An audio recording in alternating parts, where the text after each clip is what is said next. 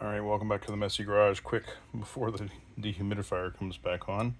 So, in the continuing quest of putting new wheels on that, I took one of these and drilled it out with a 5/8 inch drill bit, and now it'll accept that, and that'll keep it from wobbling around and just sort of wearing out something in here before it has to wear out, because I'm afraid that as my weight goes on this inside kind of a semi-open space, even if I've kind of cranked it down, it's going to be worse. So that's going to work fine. The other thing for the fourth, because I only have 3 of these. The wheel that originally broke off, I guess I lost it.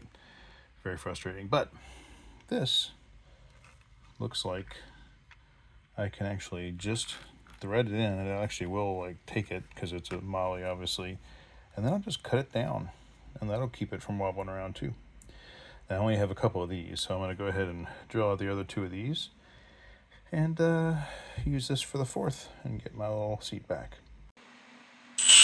Oop, well, that's what I got to use 2 hands, but this is what that's looking like. All right, that's 3, and you see how nice and tight that is. So I just want to wander around, and that'll make me feel better. So let's get these 3 on, and then we'll get the plastic guy.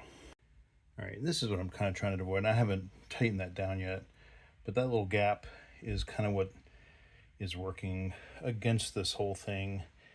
If I just leave it, if I crank it down, it's going to have that little, oops, my blading, that little space right there that it's going to want to go in when I put my big old butt on it. So that's hopefully going to solve the problem with reusing these sleeves and putting the molly on it. So let's do it. Yeah, better. All right, that's the molly. Let's see how that works.